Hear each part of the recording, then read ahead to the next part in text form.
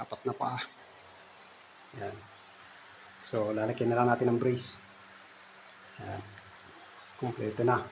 Yan. Ito, yung ginawa natin kahapon, matigas na. Hindi na siya gumagalaw, fix na. So, yun naman dalawa. Lalagyan natin ng brace. Yan.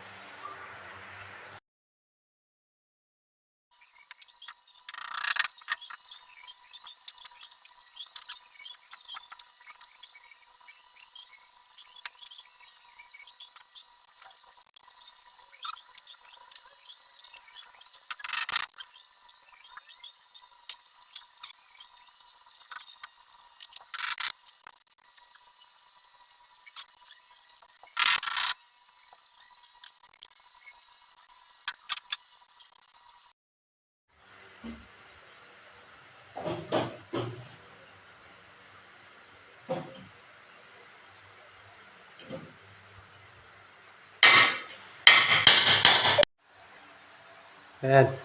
Naitayo na natin. Kompleto na yung mga paa. Nalagyan ko na rin ng mga brace.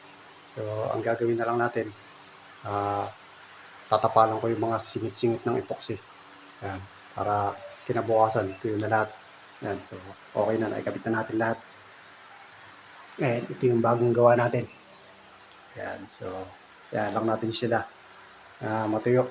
So, ang gagawin na lang natin, yung mga singit-singit, mga ganito.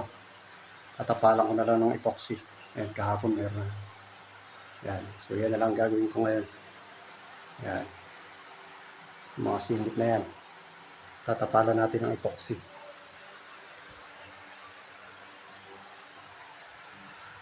Ayan.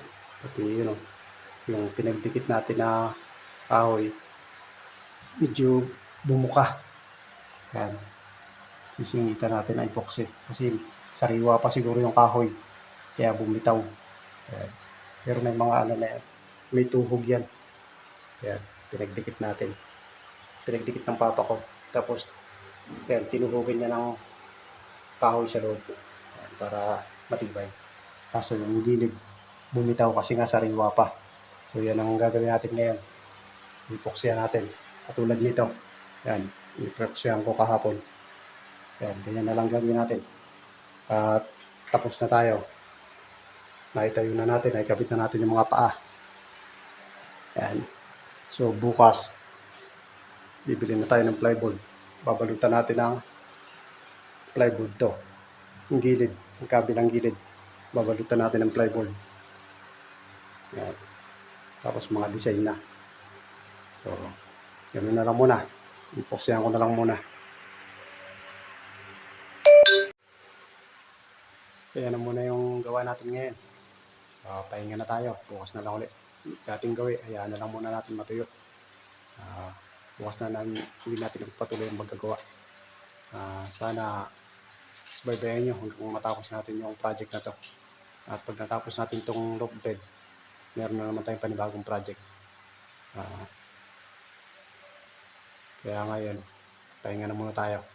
Hayaan na lang muna natin yan. Hanggang susunod na lang ulit.